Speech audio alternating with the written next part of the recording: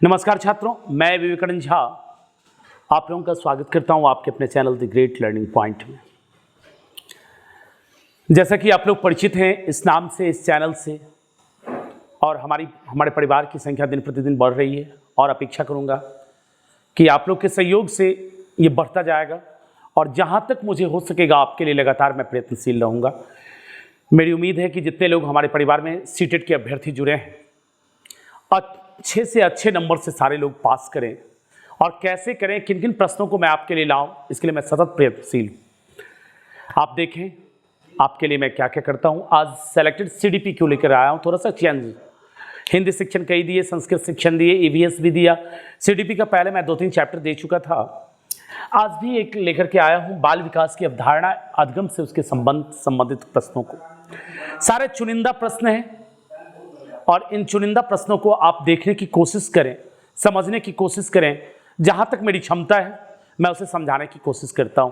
बस एक रिक्वेस्ट है आपका, देखने के बाद अच्छा लगे तो लाइक ज़रूर करें, अपने दोस्तों को शेयर करें और हमारे परिवार की संख्या दिन प्रतिदिन बढ़ाएं, सब्सक्राइब करें। चलिए आगे मैं कड़ी को बढ़ाता हूं। आपका समय ज़ाया नहीं करूंगा, आपका समय कीमती है, मैं नहीं लूँगा। मैं सेलेक्टेड क्वेश्चंस लाता हूं और कम समय में बनाने की कोशिश करता हूं, टू द पॉइंट आपको पढ़ाने की कोशिश कर रहा हूं। अब आइए, तो जैसा कि आप देख रहे हैं, आप जानते होंगे और फिर भी 1 मिनट मुझे बताना पड़ रहा है कि 30 मार्क्स का आपका सीडीपी जो होता है, लगभग 20 चैप्टर्स उसमें है, 20-22 चैप्टर्स जो काफ़ी इंपॉर्टेंट हैं। क्वेश्चन के माध्यम से उनमें जितनी बातें कही गई है उन सारी बातों को मैं समझाऊंगा। उस चैप्टर से रिलेटेड जो भी बातें सीटेट में पूछी जाती है मैं पूरे तरीके से कोशिश करूंगा समझाने की। और आप गौर से देखिए, स्किप मत कीजिए, स्किप कीजिएगा तो दिक्कत होगी। पूरा देखिए, स्किप के काट के कुछ देखिए, हटा दिए तो इसमें समझ भी नहीं आएगा, आपका समय भी ज़ाया होगा, मेरा भी मेहनत बेकार चला जाता है। मैं कोशिश करता हूँ आपको बांधने का, कहीं ना कहीं हो सकता है दिक्कत हो रही हो तो कमेंट कर दिया कीजिए। चलिए ठीक है, मैं समय ज़ाया नहीं करूंगा आपका, क्वेश्चन पढ़ाता हूं मैं, टू द पॉइंट बात करूंगा। विकास की अवधारणा अधिगम से उसका संबंध। तो एक बात का जिक्र मैं कर दूं कि विकास की अवधारणा क्या क्या है, विकास क्या है। आप सभी जानते हैं कि हमारा विकास यानी बच्चों का विकास जीवन पर्यंत चलने वाली प्रक्रिया है। जीवन पर्यंत मतलब बच्चा गर्भ में भ्रूण बन करके जब से आया, निषेचन क्रिया के फलस्वरूप से ही उसका विकास शुरू हो जाता है और मृत्यु पर्यंत चलती रहती है। जब हम मर जाते हैं तब विकास मेरा रुकता है। शारीरिक विकास जो वृद्धि के अंतर्गत आता है एक सीमित समय तक होता है, लेकिन मानसिक विकास हमारा लगातार चलता रहता है। मनोवैज्ञानिकों ने कई अवस्थाओं में बांटा है, विभिन्न संदर्भ दिए हैं। इन सब के साथ मैं क्वेश्चंस को लेकर के आया हूं। अब आगे क्वेश्चंस पर हम बातें करते रहेंगे। देखिए, पहला ही क्वेश्चन है हमारा। क्वेश्चन की विजिबिलिटी हमने कोशिश की है काफी की पीपीटी में आपको क्लियर दिखे। अपने चैनल का नाम याद रखिएगा, द ग्रेट लर्निंग पॉइंट, और इसे इतना चमकाइए, आप ही की बदौलत होगा कि एक ब्रांड बने ये चैनल। ये मैं आपसे अपेक्षा करूंगा, मेरी गुरुदक्षिणा यही होगी। अब चलिए, पहला क्वेश्चन कहा जाता है कि बाल्यावस्था की अवधारणा से क्या अभिप्राय है। अब पहले शैशवावस्था की आयु कब से कब तक, 0 से 2 वर्ष, ये क्या हो गया, शैशवावस्था। बाल्यावस्था आप 2 से ले लें तो 11 वर्ष तक हम मानेंगे बाल्यावस्था। 12 से 18 तक किशोरावस्था, किशोरावस्था। उसके बाद युवावस्था, प्रौढ़ावस्था और वृद्धावस्था। जीवन को इन चरणों में हम बांट देते हैं। विभिन्न मनोवैज्ञानिकों ने इसमें कुछ हेर फेर किया है। लगभग ये तो आपको सब में समान मिलेगा, सबका ही क्लियर मिलेगा कि 0 से 2 वर्ष किसको माना गया है, शैशवावस्था को, और 2 से 11 वर्ष किसको माना गया है, तो बाल्यावस्था को। इसको 2 पार्ट में बांट लेते हैं हम, प्रारंभिक और परवर्ती यानी बाद वाली, उत्तरा भी कहते हैं हम। अपने अपने अनुसार से विभिन्न नाम दिए गए हैं, क्वेश्चंस में आपको मिलेंगे भी, उन क्वेश्चंस पर मैं जिक्र करूंगा। अभी फिलहाल ये याद रखेंगे आप कि 0 से 2 वर्ष क्या हो गया, शैशवावस्था, 2 से 11 वर्ष क्या हो गया, तो बाल्यावस्था, 12 से 18 वर्ष किशोरावस्था, और उसके बाद 18 से 40 तक को युवावस्था माना गया है, 40 से 60 को प्रौढ़ावस्था माना गया है और 60 से ऊपर को वृद्धावस्था माना गया है। तो अब यहां पर में हमारा क्वेश्चन है कि बाल्यावस्था की अवधारणा से क्या अभिप्राय है। तो बाल्यावस्था की अवधारणा से अभिप्राय, इसको गौर से देखें क्वेश्चन को और ऑप्शन पढ़ करके आप समझने की कोशिश करें। इसको थोड़ा मैं छोटा करता हूं, थोड़ा हो सकता है कि ये पीपीटी है छोटा होगा। यह विभिन्न सांस्कृतिक संदर्भों में सार्वभौम रूप से समान है। अब भाई मैं चर्चा करता हूं, अभी चर्चा नहीं करूंगा, पहले सारे ऑप्शन को पढ़ लीजिए आप। यह समकालीन सामाजिक संरचनावादी मनोवैज्ञानिक अनुसार यह सामाजिक संरचना है। यह है कि बच्चे दुष्ट रूप में पैदा होते हैं और उन्हें सभ्य बनाना होता है। यह कि बच्चे शून्य से शुरुआत करते हैं और उनके गुण पूरी तरह से परिवेश द्वारा निर्धारित किए जाते हैं। यह ऑप्शन है। अब इसका जवाब आपको देना है, थोड़ा सा सोचना होगा। देखिए जब मॉडरेट क्वेश्चन आता है, मेरा इजी टू मॉडरेट है क्वेश्चन। साइकोलॉजी में हर चीज आप लाख कोशिश करेंगे कि पुस्तकों को पढ़ करके मैं हल कर लूं, तो थोड़ा सा मुश्किल है, क्योंकि लगातार हमें क्या पढ़ाया गया कि बच्चों में तर्क शक्ति का विकास करना है। तो पहले आपका जो सीबीएसई है वो आपके तर्क शक्ति को चेक करना चाहती है कि बच्चा रिलेटेड सही जवाब दे रहा है कि नहीं दे रहा है। तो सही जवाब दे रहा है कि नहीं दे रहा है, उसके लिए हमें भी थोड़ा सा सोचना होगा। हमको सोचना होगा तो हम क्वेश्चन को पढ़ करके सोचेंगे कि कौन सा पॉजिटिव पॉइंट्स है और कौन सा निगेटिव पॉइंट्स है। उसके बाद अगर हम क्वेश्चन का जवाब देते हैं तो इजीली हम सही क्वेश्चन पर जाएंगे, ये एकदम डेफिनेटली मान करके चलिए आप लोग। अब यहां पर हमारा बाल्यावस्था की अवधारणा से क्या अभिप्राय है, हमें जिक्र करना है अवधारणा का। किसका जिक्र करना है? अवधारणा का। अवधारणा मतलब क्या होता है कि बाल्यावस्था किस पर निर्भर करती है, क्या है। तो बाल्यावस्था क्या है? तो पहला पॉइंट, यह विभिन्न सांस्कृतिक संदर्भों में सार्वभौम रूप से समान है। यह क्वेश्चन गलत है, क्योंकि विभिन्न सांस्कृतिक, हमारी संस्कृति से शब्द बना है, उसका विशेषण बना है सांस्कृतिक। तो विभिन्न सांस्कृतिक परिवेश में जाएंगे तो इसमें समानता नहीं मिलेगी। हम यहाँ कहते हैं कि दो संस्कृति को तो हम हर पर मौले तौर पर में हर जगह देख सकते हैं, हिंदू संस्कृति और मुस्लिम संस्कृति। क्या दोनों के बच्चे के बाल्यावस्था में समान रूप से शिक्षा ग्रहण होती है? नहीं। दोनों में समान रूप से सब कुछ होता है? नहीं। वो आप खुद डिफरेंस देख सकते हैं। और अगर अलग अलग संस्कृति की बात करें, सभी बच्चे अलग अलग प्रकार के मिलेंगे, तो ये सार्वभौम रूप से कभी समान नहीं हो सकते हैं, इसलिए ऑप्शन गलत है। या विभिन्न सांस्कृतिक संदर्भों में सार्वभौम रूप से समान है, तो ये ऑप्शन मेरा गलत है, नहीं हो सकता है। तो यहाँ नहीं हो सकता है। बी को हम रखते हैं, यह है कि बच्चे दुष्ट रूप में पैदा होते हैं। तो कभी बच्चे दुष्ट रूप में नहीं होते हैं, बच्चे तो भगवान का रूप होते हैं, हमें कहा जाता है। तो वो दुष्ट रूप में कैसे पैदा हो सकते हैं? उन्हें सभ्य बनाना जरूर है, लेकिन वो पैदा दुष्ट रूप में नहीं होते हैं। सभ्य, चूंकि उनको जिस परिवेश में वो कच्चे मिट्टी के बर्तन के समान है, जैसा उनको हम परिवेश देंगे, जैसा पालन पोषण देंगे, बच्चे उस प्रकार हो जाएंगे। हैं जन्म लेते एक ही जगह में फूल और कांटा, एक सुहाता श्रीसूस पर दूसरा दूसरे का से वो बेध देता है भौरे का श्यामतन। आपने पढ़ा होगा फूल और कांटा, माखनलाल चतुर्वेदी की काफ़ी अच्छी कविता है। तो जन्म सभी बच्चे एक पर मतलब भगवान के रूप में ही लेते हैं। जैसा परिवेश हम उन्हें देंगे, जैसा बनाएंगे उस प्रकार बनेंगे। तो सभ्य या असभ्य बात की बातें हैं, वो परिवेश पर निर्भर करेगा, लेकिन दुष्ट रूप में पैदा नहीं होते हैं। ये पॉइंट सही गलत हो गया। यह कि बच्चे शून्य से शुरुआत करते हैं और उनके गुण पूरी तरह से परिवेश पर निर्धारित करते हैं, नहीं, ये भी हम नहीं मानते कि पूरी तरह से बच्चे परिवेश पर निर्धारित करते हैं। क्योंकि आपने पढ़ा होगा कि बच्चों में जो विकास होता है वो दो प्रकार से होता है। एक तो आनुवांशिकी है और दूसरा परिवेश है, जेनेटिक जिसको हम कहते हैं। एक तो माता पिता से कुछ गुण ट्रांसफर होते हैं, जिसको हम वंशानुगत भी कहते हैं, वो निर्धारित है, होंगे ही होंगे। और कुछ परिवेश से हम एडॉप्ट करते हैं, जैसा माहौल, जैसा परिवेश, जैसा वातावरण उनको हम देंगे, बच्चे उस तरह के होते हैं।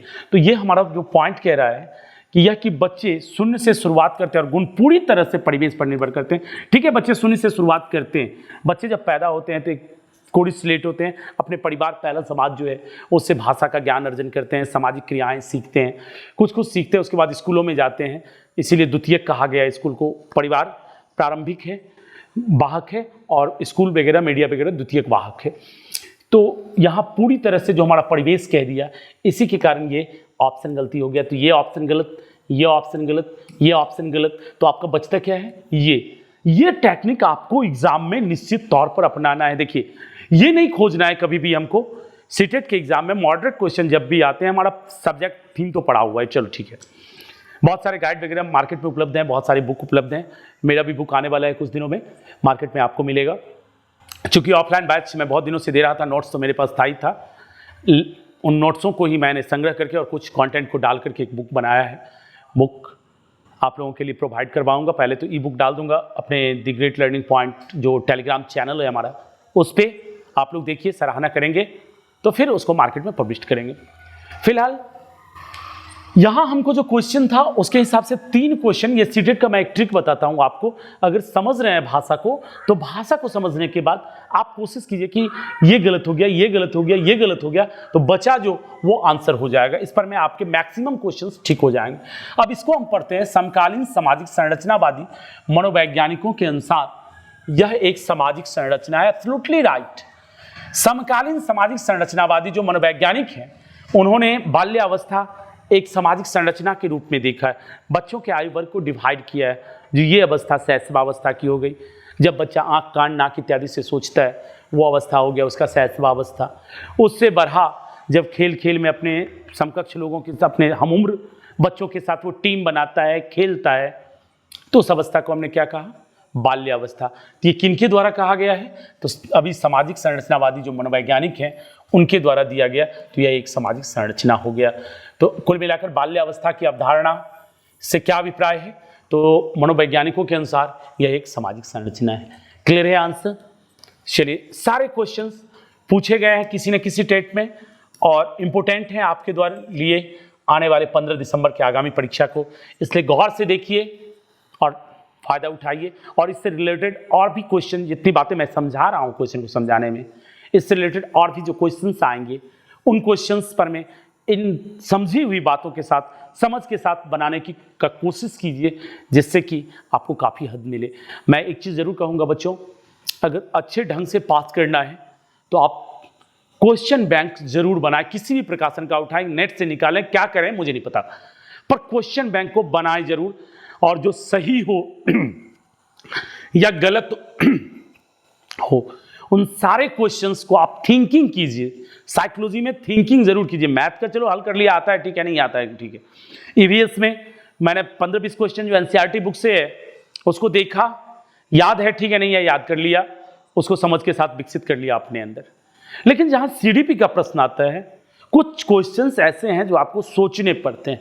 तो बहुत सारे सेट हैं, अभी से अगर रोज आप एक एक सेट मारिएगा ना, तो अभी दिन बच जाएगा, सेट बच जाएगा, दिन खत्म हो जाएगा। इतने सेट आपके पास 2011 से लेकर के 2011 से सीटेट प्रारंभ हुआ है, 2023 तक ऑनलाइन बीच में जो 2 साल एग्जाम हुआ, लगभग 20-20, 24-24 दिन एग्जाम चला है, तो 20-20, 24-24 सेट हैं आपके पास। बहुत सारे क्वेश्चंस हैं।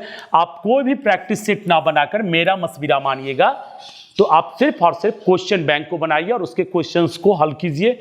देखिए आप में कितना इजाफा होता है और कितने अच्छे नंबर के साथ आप सीटेट को पास करते हैं। मेरे वीडियो को देखते रहिए, बहुत कुछ आपको इंप्रूवमेंट मिलेगा। सब्सक्राइब जरूर करें, अच्छा लगे मेरी बात तो। और बाकी क्या कहेंगे आपको, चलिए ठीक है। तो ज़्यादा लंबा मैं इस सेशन को नहीं करूंगा, आज का सेशन थोड़ा शॉर्टली रहेगा। दूसरे क्वेश्चन कहते हैं कि निम्नलिखित में से कौन सी मध्य बाल्यावस्था की विशेषता है? अब मध्य बाल्यावस्था कहां से कहां तक जाएगा भाई? तो मध्य बाल्यावस्था को अगर हम लेते हैं तो 3 से 7 वर्ष को हम काउंट करते हैं। अब इसमें बच्चे क्या करने लगते हैं, अपने मन में सोचिए कि बच्चा इस मध्य बाल्यावस्था में क्या करता है। शारीरिक वृद्धि एवं विकास बहुत तेज गति से होता है? नहीं भाई, शैशवावस्था में तेजी से होता है, फिर किशोरावस्था में तेजी से होता है, पूर्व बाल्यावस्था में 5 साल तक बच्चे बड़ी तेजी से विकास करते हैं, फिर थोड़ा सा रुक सा जाते हैं। आप भी देखते होंगे थोड़ा सा रुक से जाते हैं, उसके बाद फिर कब, तो धीरे धीरे थोड़ा थोड़ा बढ़ते रहते हैं, और उसके बाद किशोरावस्था में आकर एक बार ब्रिलियंट से शरीर भी विकास होता है, दिमाग भी विकास होता है, सारा कुछ परिपक्व हो जाता है। तो पहला कोई ऑप्शन यही गलत होता है आपका। दूसरा ऑप्शन कहता है अमूर्त रूप से सोचने तथा वैज्ञानिक तर्क प्रयोग करने की योग्यता विकसित हो जाती है। चलिए ठीक है, लेकिन वैज्ञानिक तर्क कहां से आ जाएगा वही 5-6 साल के बच्चे में? अमूर्त रूप से सोचना भी नहीं होगा। मूर्त और अमूर्त 2 शब्द आता है बच्चों, बार बार मैं मूर्त मतलब क्या होता है तो आपको पता भी होगा, फिर भी मेरा कर्तव्य बनता है कि मैं समझा दूं। मूर्त मतलब होता है प्रत्यक्ष और अमूर्त मतलब होता है अप्रत्यक्ष, जो हम देख नहीं रहे हैं, अपनी कल्पना में जिसके बारे में हम सोच रहे हैं उसको कहा जाता है अमूर्त। अमूर्त जैसे हम बच्चे को समझा रहे हैं कि यह एक सेब है, सेब को उठा करके समझाया तो सेब समझाया, तो सेब मूर्त रूप में मैंने उसे दिखाया, तो ये हो गया मूर्त थिंकिंग, कि उसके दिमाग में एडजस्ट हो गया कि एक सेब है, उसके एक एस्कीमा उसके दिमाग में विकसित हो चुका है, सेब का एस्कीमा बन चुका है। और अमूर्त रूप जिस फल को उन्होंने कभी देखा नहीं, जिस जानवर को देखा नहीं, उसके बारे में हमने किताबों में बताया, उसका स्वरूप बताया, तो अपने दिमाग में एडजस्ट करेगा, अरे ये क्या होता है। समझ में आ रहा होगा। तो मूर्त अमूर्त यहां पर मैं आपने समझा। तो अमूर्त रूप से सोचने लगते, चलो कुछ हद तक अमूर्त रूप से सोचने भी लगे, लेकिन वैज्ञानिक तर्क का प्रयोग करने की योग्यता उसमें विकसित नहीं होगी, इसलिए पहला भी गलत है, दूसरा भी ऑप्शन गलत। अब आइए तीसरे ऑप्शन की ओर हम आते हैं। बच्चे तार्किक एवं मूर्त रूप से सोचना प्रारंभ कर देते हैं। ये भाई बिल्कुल सही लगता है हमको। मैंने इससे पीछे समझाया कि कौन नहीं होगा उस पर विचार करना है, तो अपने आप होगा सो निकल आएगा। तो ये दोनों नहीं हुआ, तो तीसरा एक ऑप्शन आता है बच्चे तार्किक रूप से। तो उस अवस्था में बच्चे बड़े प्रश्न करते हैं। आपके घर में भी बच्चे होंगे, देखिएगा 3-4 साल का बच्चा जो होगा, 5 साल का बच्चा होगा, हमेशा आपसे क्वेश्चन करेगा, कुछ भी चीज में तर्क लगाने की कोशिश करता है, जानने की कोशिश करता है आखिर ये है क्या। तो इसलिए बच्चे तार्किक रूप से एवं मूर्त रूप में उनके लिए उसी चीज का अस्तित्व होता है जो प्रत्यक्ष वो देखते हैं। ठीक है, तो बच्चे तार्किक रूप से सोचना प्रारंभ कर देते हैं। ये ऑप्शन बिल्कुल सही है। चौथा भी हम पढ़ लेते हैं कि अधिगम मुख्य रूप से संवेदी एवं चालक गतिविधियों द्वारा घटित होता है। नहीं, अधिगम अचेतन और चेतन दोनों अवस्थाओं में होती है, तो संवेदी और चालक गतिविधियों द्वारा घटित नहीं होता है, सिर्फ मुख्य रूप से ये कहा गया है, जो गलत है। इसलिए 3 नंबर इसका ऑप्शन सही होगा। क्वेश्चन को देखिए, नहीं हो क्वेश्चन से मैं थोड़ा सा बिलग हो जाता, क्वेश्चन आपके लिए छोड़ देता हूं, इसका स्क्रीनशॉट लेके रख लीजिए और उसके बाद इस पर मॉडरेट कीजिए। जवाब तो मैं आपको दे ही चुका हूं, फिर से बनाने की कोशिश कीजिए क्योंकि सारे इंपॉर्टेंट क्वेश्चन है आपके। अब अगला क्वेश्चन, निम्नलिखित अवधि में से किसमें शारीरिक वृद्धि एवं विकास तीव्र गति से घटित होता है। अभी अभी मैंने जिक्र किया था कुछ देर पहले कि शारीरिक विकास किस अवस्था में तेजी से होता है, तो शैशवावस्था में तो होता ही होता है, 1 लाइनर क्वेश्चन है, और उसके बाद पूर्व बाल्यावस्था में होगा, फिर किशोरावस्था में होगा। तो इनका जोड़ा बना हुआ हम देखते हैं। तो पहला कहता है शैशवावस्था एवं प्रारंभिक बाल्यावस्था, जो एब्सोल्युटली राइट है। प्रारंभिक बाल्यावस्था, मध्य बाल्यावस्था में थोड़ा सा धीरे हो जाता है, इसलिए ऑप्शन नहीं होगा। मध्य बाल्यावस्था में धीरे हो गया, यहाँ भी मध्य बाल्यावस्था आ गया। किशोरावस्था तो चलो ठीक था, लेकिन यहाँ जोड़े में आंसर है तो हम एक को लेके चल नहीं सकते हैं। किशोरावस्था में वयस्कता, तो वयस्कता में तो भाई शारीरिक विकास होता ही नहीं है। होता है क्या? अब हम बढ़ेंगे क्या? हम मान लीजिए आप ही सीटेट के विद्यार्थी हैं महाराज जी, तो 18 साल से तो प्लस होंगे, आप बढ़िएगा? हाँ, फैल सकते हैं। जितेंद्र से धर्मेंद्र हो जाइए, चलेगा। लेकिन हम सोचेंगे कि गोविंदा से अमिताभ हो जाएं, पॉसिबिलिटी है? नहीं है। तो यही चीज हम समझाने की कोशिश आप लोगों को कर रहे हैं। जो भी है कि किशोरा, यहां पर मैं शैशवावस्था और प्रारंभिक बाल्यावस्था क्यों हुआ, तो ये दोनों आयु में बच्चे विकास, शारीरिक विकास करते हैं, लेकिन इसके बाद नहीं करते। मैं समझा चुका। अगले क्वेश्चन पर भी जिक्र करना है, इसलिए इतना टाइम नहीं लूंगा। समझने वाले होंगे तो समझ गए होंगे, बाकी नहीं समझेंगे तो कमेंट कीजिएगा, अलग से मैं वीडियो आपके लिए बनाऊंगा और पूरा डीपली वीडियो बनाऊंगा, आप कमेंट कीजिएगा केवल। देखिए, निम्नलिखित में से कौन विकास के व्यापक आयामों की सही पहचान करता है? विकास के व्यापक आयाम, विकास के आयाम मतलब क्या हो गया? विकास के क्षेत्र, विकास के क्षेत्र। तो विकास कितने प्रकार का होगा? शारीरिक विकास होगा, मानसिक विकास होगा, जिसको संज्ञानात्मक विकास भी कह सकते हैं, कार्यात्मक विकास होगा, सामाजिक विकास होगा। अब इसका सही कैसे कैसे लगता है वो देखिए। तो हम अगर सबसे पहले बात करें तो बच्चा जन्म लेता है, तो जन्म के बाद उसका शरीर परिपक्व होगा, उसके बाद ही तो माथा परिपक्व होगा। बच्चा पैदा होगा, दिमाग को छू के देखिए, पल पल करता रहेगा, ऊँ करता रहता है, कुछ है उसके अंदर? नहीं है। जब धीरे धीरे शरीर मजबूती होने लगती है, परिपक्व होने लगती है, डाबर लाल तेल लगा लगा के माएँ मालिश करती हैं कि बच्चा मजबूत होगा। तो मजबूत होने के बाद बच्चा जब मजबूत हो जाता है तो शारीरिक रूप से मजबूत होता है, तब मानसिक रूप से मजबूत होता है, यानी कि न्यूरॉन्स उसके स्थिर होने लगते हैं। आप जानते हैं कि हमारे मस्तिष्क का 90% भाग किससे बने हुए हैं? न्यूरॉन्स से बने हुए हैं। तो वो जब स्थिर होने लगता है तब उसके दिमाग में एडजस्टिंग सेरेब्रम काम करना शुरू करता है। तो चलिए, सामाजिक पहले कैसे हो गया भाई, यहाँ पर मैं छांटने की कोशिश करता हूँ। तो सबसे पहले क्या आना है? शारीरिक विकास। सामाजिक पहले आगे नहीं होगा, उसके बाद शारीरिक व्यक्तित्व और स्वदिया, ये तो कुछ हुआ ही नहीं। सबसे पहले शारीरिक, चलिए ठीक है, शरीर ठीक होगा तो संज्ञानात्मक विकास होगा, सही गलत का उसके दिमाग में। उसके बाद वो समाज के सामने जाएगा तो सामाजिक विकास होगा। समाज में मान अपमान आएगा तो उसके अंदर संवेग का भी विकास होगा। ये चरण बिल्कुल ठीक है मेरे ख्याल से, लेकिन हम देख लेते हैं थोड़ा सा। पहले ये इसमें संवेगात्मक दे दिया, ये भी नहीं होगा। इसमें शारीरिक और व्यक्तित्व का विकास दे दिया, ये नहीं होगा। फिर आध्यात्मिक दे दिया, तब दे दिया संवेगात्मक, ये सब कोई विकास है ही नहीं।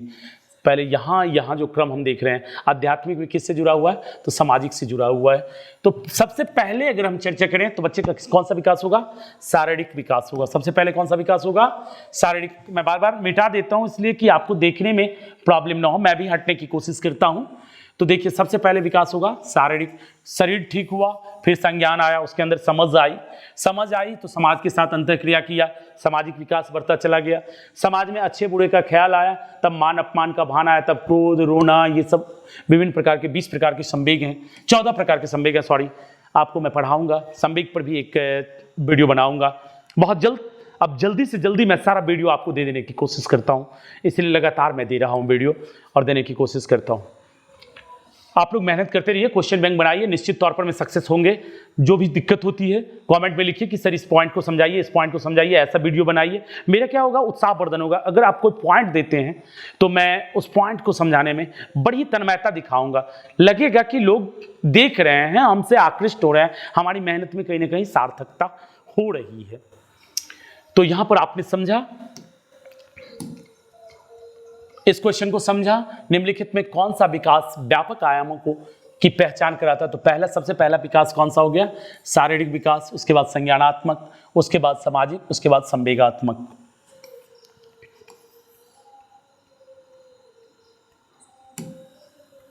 अब अगले क्वेश्चन की ओर आइए। पहले क्वेश्चन को देखिए आप और आंसर सोचने की कोशिश कीजिए। यह अवधि जो वयस्कता के संक्रमण की पहल करती है उसे क्या कहते हैं? वयस्कता के संक्रमण।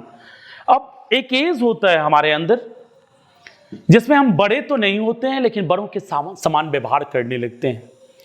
अगर किशोरावस्था की बात की जाए तो वयस्कता का संक्रमण काल होता है, उसमें वयस्कता आने लगता है बच्चों में, अपने आप को बड़ों के समान वो ट्रीट करने लगता है, जबकि मानसिक तौर पर वो बड़ा हुआ नहीं रहता है लेकिन अपने आप को बड़ों के समान ट्रीट करने लगता है। तो यही इस क्वेश्चन का आंसर होगा कि यह अवधि जो वयस्कता के संक्रमण की पहल करती है उसे क्या कहते हैं? तो इसका जवाब हो जाएगा आपका किशोरावस्था। बाल्यावस्था की समाप्ति नहीं होगा, बाल्यावस्था की समाप्ति होती ही कौन सी अवस्था उसकी शुरू हो जाती है? किशोरावस्था। कुछ देर पहले ही समझाया। मध्य बाल्यावस्था भी नहीं हो सकता है, पूर्व क्रियात्मक अवधि होना ही नहीं है, ये कोई अवस्था ही नहीं है। तो ये तो पहले खत्म हो गया, ये पहले खत्म हो गया, ये ही खत्म हो गया, आपका बचा क्या? किशोरावस्था। सीधा क्वेश्चन को ब्रेन में एडजस्ट कीजिए कि वह अवधि जो वयस्कता के संक्रमण की पहल करता है उसे कौन सा अवस्था कहते हैं? कौन सा अवस्था कहते हैं? तो उसे कहते हैं हम किशोरावस्था। अगले क्वेश्चन की ओर आइए। निम्नलिखित कथनों में से कौन सा विकास एवं अधिगम के बीच सही संबंध को सही तरीके से सूचित करता है? अब देखिए, यहां पर कहते हैं कि विकास और अधिगम। विकास क्या होता है? जो स्वाभाविक रूप से आपके शरीर में बढ़ता गतिविधि होता है उसको हम कहते हैं विकास। विभिन्न प्रकार का होता है। और अधिगम एक नियम पूर्वक सीखने की प्रक्रिया को हम अधिगम कहते हैं। तो यहां कहता है निम्नलिखित कथनों में से कौन सा विकास एवं अधिगम के बीच संबंध को सही तरीके से सूचित करता है? अधिगम विकास का ध्यान किए बिना घटित होता है। गलत। जब तक विकास नहीं होगा तब तक अधिगम हो ही नहीं सकता है। मानसिक विकास नहीं होगा तो अधिगम हो ही नहीं सकता है। तो बिना ध्यान के विकास का बिना ध्यान किए संभव ही नहीं है।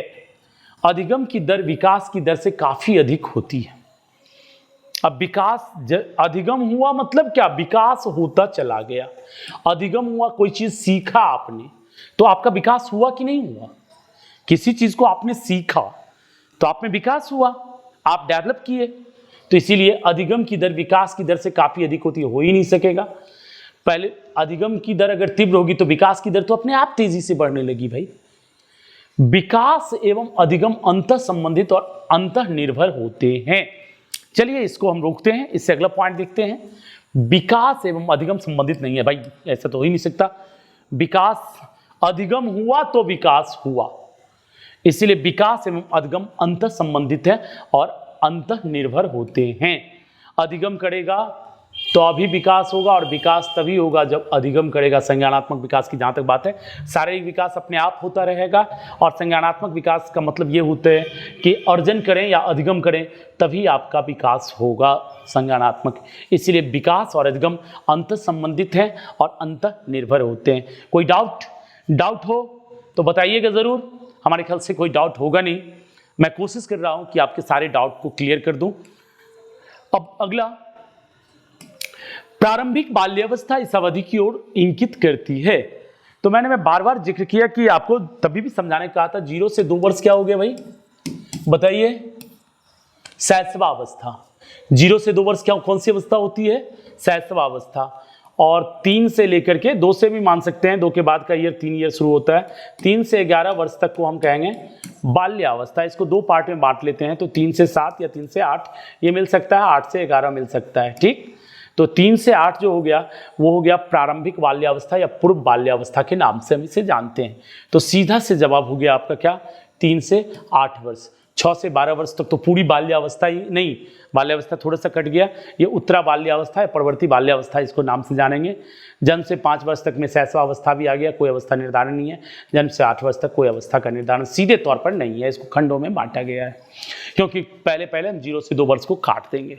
तो ये हो गया कहाँ, आंसर प्रारंभिक बाल्यावस्था की अवधि की ओर संकेत करेगा 3 से 8 वर्ष। Any doubt? मेरे ख्याल से नहीं होगा। डाउट होगा क्यों, मैं समझाऊं और डाउट हो जाए? नहीं, ये तो मैं अहंकार में नहीं बोल रहा हूं, बस मेहनत मैंने की है, आप लोगों के लिए मेहनत की है, इसी बात को मैं कोशिश करने की कर रहा हूं कि मैं समझा रहा हूं, अपने पर भरसक मैं प्रयत्न कर रहा हूं। अगर दिक्कत हो रही होगी तो बताइएगा कमेंट करके, निश्चित तौर पर। अब देखिए, विकास सिरह पादा अभिमुख दिशा सिद्धांत व्याख्या करता है कि विकास इस प्रकार आगे बढ़ता है। विकास का 2 सिद्धांत है, एक होता है सिर से पैर की ओर, जिसको हम क्या कहते हैं, सिरह पादा अभिमुख, सिर से पैर की ओर। एक होता है केंद्र से बाहर की ओर, केंद्र से बाहर की ओर। ये 2 विकास का सिद्धांत है। तो इसमें हमारे पास जिक्र किया गया है सिरह पादा अभिमुख सिद्धांत। सिर से पादा अभिमुख, पैर की ओर। संस्कृत जब मैं पढ़ा रहा था तो पाद मतलब पांव पढ़ाया था आप लोगों को। पाद मतलब क्या होता है, पांव। आपने पढ़ा होगा, अगर 9-10 में संस्कृत पढ़ा होगा, चाहे सीबीएसई से हो, बिहार बोर्ड से हो, फर्क नहीं पड़ता है, संस्कृत सब में है। आप सीबीएसई में ऑप्शनल है, आप ना रखे होंगे तो अलग बात है। तो उसमें क्या कहते हैं कि सह पादे ने खंजा, वह पांव से लंगड़ा है। तो पाद शब्द बराबर आता है पांव के लिए।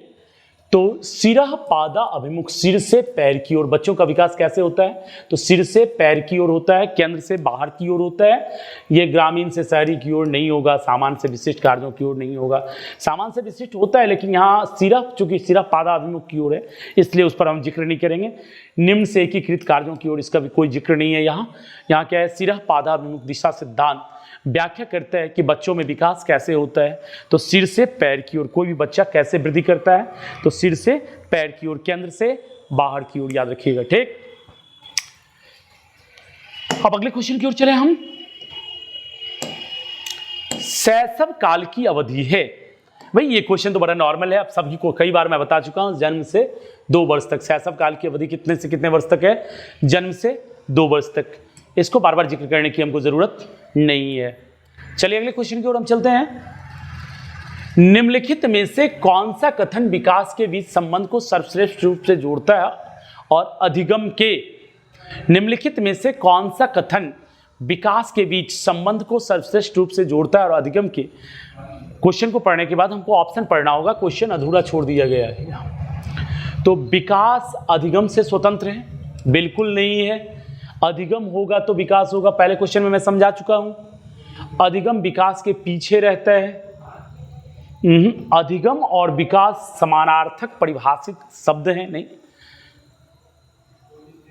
अधिगम और विकास एक जटिल तरीके से अंतः संबंधित हैं भाई लोग, यही होगा इसका जवाब। अधिगम और विकास एक जटिल तरीके से अंतः संबंधित हैं, क्योंकि अधिगम होगा तो विकास होगा और विकास होगा तो अधिगम होगा। क्यों? शारीरिक विकास होगा तो सीखेंगे, संज्ञानात्मक विकास होगा तब अधिगम कर सकते हैं हम, और अधिगम जैसे ही करेंगे तो क्या होगा? विकास होगा। अतः यह एक जटिल तरीके से अंतः संबंधित है। आंसर क्लियर है? कोई दिक्कत होगा तो कहिएगा। आगे बढ़ते हैं हम। निम्नलिखित में से कौन सा आयु समूह परवर्ती बाल्यावस्था के अंतर्गत आता है? कई बार मैंने जिक्र किया कि उत्तरा बाल्यावस्था को कहा जाता है परवर्ती उत्तरा बाल्यावस्था, यानी बाद वाली बाल्यावस्था। तो आपने अगर 3 से 6 वर्ष या 8 वर्ष बांट दिया तो 8 से 11 वर्ष आ जाएगा उत्तरा परवर्ती बाल्यावस्था में। अब यहाँ पर में देखिए तो 11 से 18 वर्ष भाई कभी नहीं होगा, 18 से 24 वर्ष कभी नहीं होगा, जन्म से 6 वर्ष नहीं होगा। आपके पास बचता क्या है? तो 6 से 11 वर्ष। ऑप्शन के हिसाब से देखते हैं, क्योंकि देखिए इसमें थोड़ा सा कंफ्यूजन क्या है, विभिन्न मनोवैज्ञानिकों ने इस अवस्था को 1 साल का अंतर कर करके दिमाग का दही कर दिया है। अब कितने का आप याद रखिएगा भाई? कहिएगा कि सर हो गया ऐसी बात करते हैं भाई, मैं क्या करूं? तो थोड़ा सा आपको यहां पर मॉडरेट में समझाने की कोशिश करूंगा। एक रेशियो मैंने समझाया, ऑप्शन में हम देखेंगे। जैसे कि इस ऑप्शन में आप देख रहे हैं कि हमारा कहता है परवर्ती बाल्यावस्था यानी उत्तरा बाल्यावस्था, बाद वाली बाल्यावस्था। अगर बाल्यावस्था को 2 भाग में बांटते हैं तो पूर्ववर्ती और उत्तरवर्ती। तो पूर्ववर्ती और परवर्ती में फर्क है। परवर्ती मतलब होता है बाद वाली, तो इसका ऑप्शन हो जाएगा 6 से 11 वर्ष। That's clear. अब आइए अगले क्वेश्चन की ओर। संज्ञानात्मक विकास निम्न में से किसके द्वारा समर्पित होता है? अब संज्ञानात्मक विकास, दिमाग का विकास, पैदल तौर पर बुझिए संज्ञानात्मक विकास माथा का विकास। अब यहां आते हैं, जितना संभव हो उतनी आवृत्ति से संगत और सुनियोजित परीक्षाओं का आयोजन करना। भाई परीक्षा से कहीं संज्ञानात्मक विकास डेवलप हुआ है, परीक्षा तो और दिमाग को बोझिल कर देगा, परीक्षा का भय हो जाता है। ठीक है, आज सतत एवं व्यापक मूल्यांकन चल रहा है परीक्षा के बोझ को कम करने के, लेकिन कहीं ना कहीं हमारी सरकार को, हमारी शिक्षा विशेषज्ञों को ये लगा कि परीक्षा बच्चों में भय पैदा कर रही है, तब तो इसको चेंज किए हैं। तो इसलिए पहला ऑप्शन नहीं होगा। उन गतिविधियों को प्रस्तुत करना जो पारंपरिक पद्धतियों को सुदृढ़ बनाती है। अगर पारंपरिक पद्धति पर ही चलना हो तो विज्ञान का नया खोज क्यों हो रहा है? बच्चे को अगर उसी टाइप से हमको बनाना हो तो फिर नए नए टेक्निक्स, तरीके क्यों डेवलप किए जा रहे हैं, नए नए शिक्षा पद्धतियों को क्यों अपनाया जा रहा है? तो इसीलिए ये भी नहीं होगा। एक समृद्ध और विविधतापूर्ण वातावरण उपलब्ध कराना। अब देखते हैं, एक समृद्ध और विविधतापूर्ण वातावरण, ये बिल्कुल एब्सोल्युटली राइट है हमारा जवाब। क्यों जवाब राइट है? तो कहते हैं कि संज्ञानात्मक विकास निम्न में किसके द्वारा समर्पित होता है? तो जब वैविध्यपूर्ण वातावरण उपलब्ध कराएंगे बच्चों को तो नई नई चीज़ों को सीखने का उसको मौका मिलेगा, और जब ही नई नई चीज़ों को सीखने का मौका मिलेगा तो संज्ञानात्मक विकास अपने आप होता हुआ चला जाएगा उसका। इसीलिए इस क्वेश्चन का जवाब सी नंबर ही होगा। डी को पढ़ने की हमको जरूरत नहीं है, फिर भी आपके लिए एक बार पढ़ देता हूं। सहयोगात्मक की अपेक्षा व्यक्तिगत गतिविधियों पर अधिक ध्यान केंद्रित करना। व्यक्तिगत रहेगा तो सेल्फिश आदमी हो जाएगा भाई। अगले क्वेश्चन की ओर चलिए। मानव विकास है, तो मानव विकास क्या है? जब शरीर में वृद्धि होगी तो मात्रात्मक हो जाएगा, जब संज्ञानात्मक विकास होगा तो गुणात्मक हो जाएगा। तो इस प्रकार मानव विकास क्या हो गया? तो ये मानव विकास हो गया ए और बी दोनों, कुछ सीमा तक अमापनीय। तो संज्ञानात्मक विकास तो अमापनीय होता है, लेकिन यहाँ पर मात्रात्मक और गुणात्मक विकास दोनों ही प्रकार का होता है। याद रखिएगा सीधे तौर पर मानव विकास कैसा होता है? तो मात्रात्मक और गुणात्मक। कहिएगा मात्रात्मक कहाँ होता है? तो आप इतना से इतना से इतना हो गए, ये मात्रात्मक हो गया, इससे इससे हो गए तो मात्रात्मक हो गया, और जो दिमाग डेवलप हुआ वो क्या हो गया? गुणात्मक हो गया। अपने संज्ञान में जो विकास हमने किया वो क्या हो गया? गुणात्मक हो गया। तो इसलिए मानव विकास ए और बी दोनों होगा।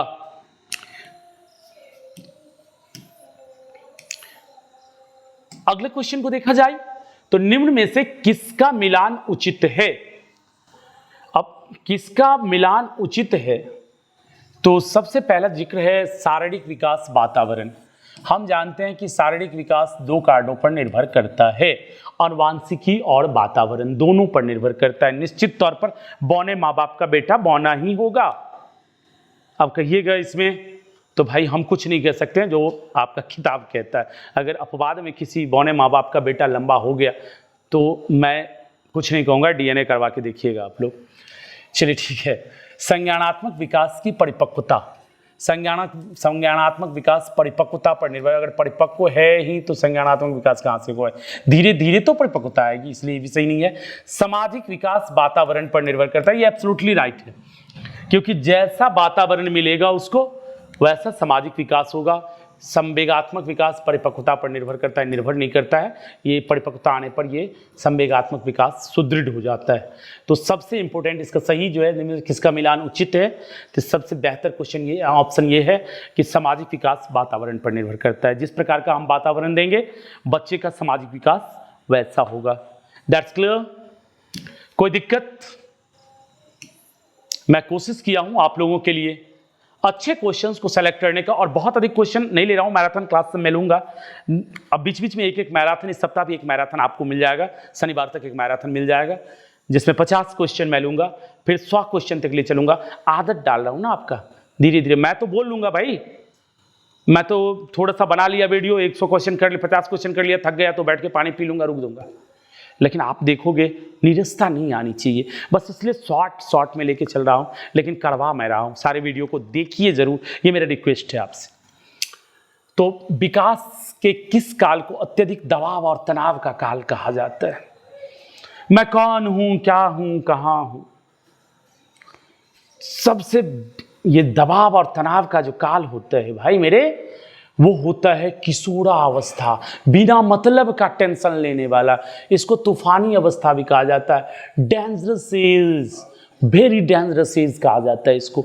सबसे विकास के किस काल को अत्यधिक दबाव और तनाव की अवस्था कहा जाता है? बिना मतलब का सैड सॉन्ग सुनने लगता है, लड़का हो या लड़की हो, सब बैठ करके सैड सॉन्ग सुनने लगेगा। बिना मतलब का कुछ मन में सोच कल्पना कर लेगा, वो नहीं हुआ, तकलीफ में आके बैठ गया, मुंह लटका लिया। तो इसका जवाब हो गया विकास के किस काल को अत्यधिक दबाव और तनाव का काल कहा गया है? तो ये कहा गया है किशोरावस्था को। हर एक क्वेश्चन भाई मेरे, बहन मेरे, इसमें सेलेक्टेड थे। अच्छा लगा या बुरा लगा ये कमेंट करके बताइएगा। मैंने कोशिश की इन क्वेश्चंस को आप तक पहुंचाने की, और इसके माध्यम से जो कुछ भी एक्स्ट्रा नॉलेज आपको दे सकता था दिया। फिर अगले वीडियो में मिलते हैं, तब तक के लिए धन्यवाद।